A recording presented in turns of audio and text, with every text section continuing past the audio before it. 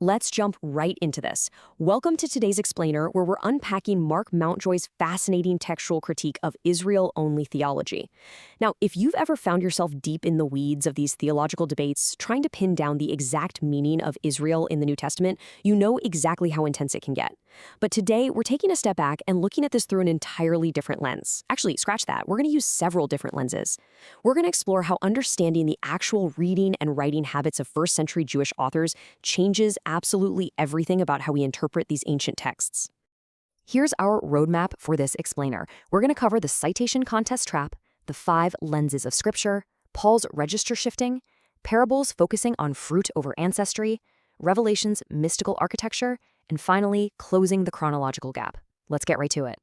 Starting off with the citation contest trap and how we move beyond endless proof texting. Right now, both sides of the Israel-only debate are caught in a massive, frustrating trap.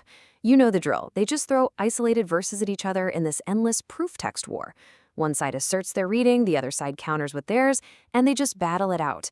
But Mountjoy points out a foundational assumption driving this entire gridlock. Both sides are acting as if the word Israel means the exact same thing in the exact same way every single time it appears. Think about this quote for a second. It brilliantly hits the nail on the head regarding the core flaw Mountjoy identifies. We're essentially expecting ancient biblical authors to write like modern corporate lawyers drafting uniform statutes. We're assuming they used a completely flat, single-register approach where one word equals one fixed concept forever. But what if they didn't write that way at all? That brings us to our next section, the 5 lenses of Scripture, specifically looking at the Pardes framework and the use of parables. Instead of that flat reading, Mountjoy introduces us to 5 dynamic registers, or lenses, that first-century Jewish writers actually used to communicate. This is a real game changer. Classical Jewish exegesis didn't rely on one flat dimension. It utilized multiple, simultaneous registers. First, you have Peshat, which is the plain, literal, historically grounded sense. Then, Pesher, which applies older texts typologically to new contemporary events. After that is Remez, a really powerful tool where an author drops a subtle hint or partial quote, fully expecting the reader to mentally fill in the blanks. Then there's Sod, which weaves vivid symbols and numbers into a mystical account of very concrete historical events. And finally, the parable, functioning as both timeless moral instruction and urgent, time-bound prophetic judgment. Keep these 5 distinct registers in the back of your mind, because recognizing when an author shifts between them is absolutely crucial to unlocking the text's layered meaning. Let's look at Paul's register shifting and how he brilliantly changes gears right in the middle of Romans 9. So here is a perfect, concrete example of this in action. Mountjoy points out that Paul does something here that the rigid Israel-only uniform reading rule says you just can't do. In verses 25 and 26, Paul uses the Pesher register. He takes the prophet Hosea, who originally wrote about the restoration of scattered Israel, and applies it typologically to a brand new group entirely, the inclusion of Gentiles.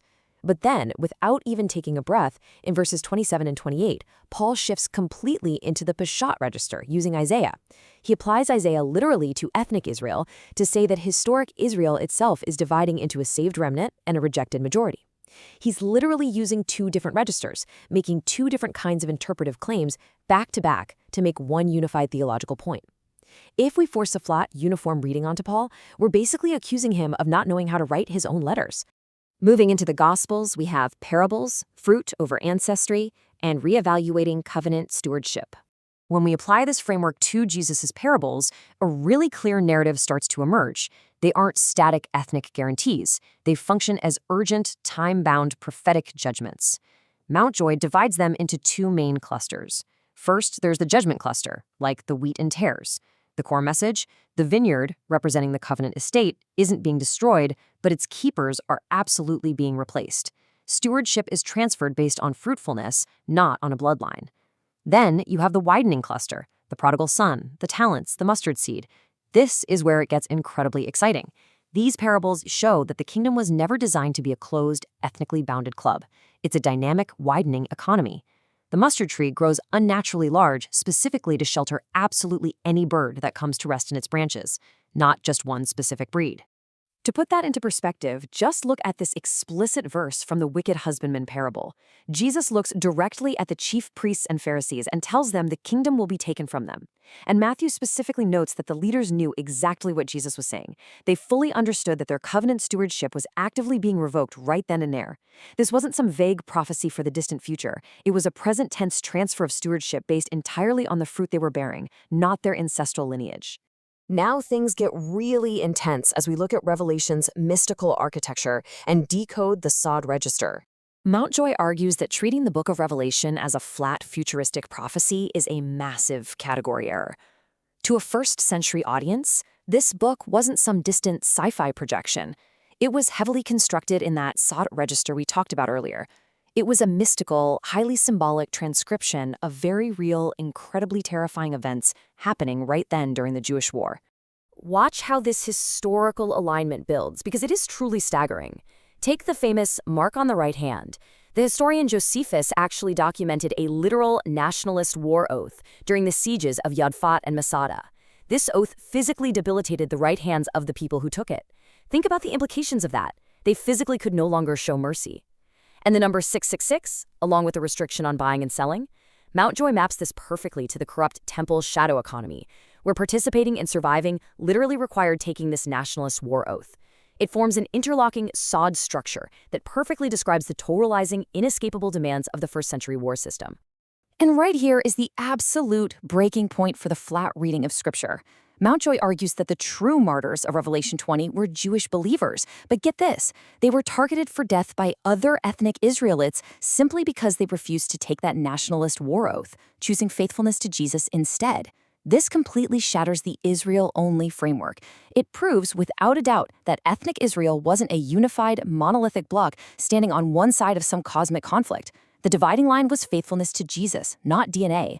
If ethnicity was the only metric that mattered, the central conflict of Revelation makes zero sense. Finally, let's look at closing the chronological gap and fulfilling the timetable. A lot of modern frameworks treat the destruction of the temple in AD 70 like a giant pause button, creating this huge 2,000-year gap where we just wait for a future fulfillment. But Mountjoy presents a continuous historical timeline. Following the Jewish War, you enter the Judea Capta Interregnum, a period of relative tense peace that corresponds to Revelation's 1,000 years. But then, catastrophic violence erupts all over again with the Bar Kokhba revolt between AD 132 and 36. This massive revolt, bringing hundreds of thousands of casualties, fulfills the Gog and Magog episode, the final definitive defeat of the old system. This timeline vividly illustrates how the eschatological window was firmly closed in the 2nd century. The text's promises were fulfilled without needing to invent a massive open-ended historical gap. So what's the big takeaway from all of this? It's actually quite profound. By embracing the rich, multi-layered interpretive tradition of the New Testament authors themselves, using Peshat, Pesher, Remez, Sod, and parable, Mountjoy demonstrates that the completely uniform textual object required by Israel-only theology simply doesn't exist. You just can't measure a beautifully complex, layered canon with a flat, single-register yardstick. It doesn't work. And that brings us to the ultimate question, one that should completely reshape how we approach these ancient, dynamic texts. If the biblical authors themselves, men steeped in a highly sophisticated, multi-layered Jewish hermeneutical tradition, didn't restrict Scripture to a single, flat register, why on earth should we? I'll leave you with that provocative thought to ponder. Thanks for joining me on this explainer, and keep exploring the incredible depths of the text.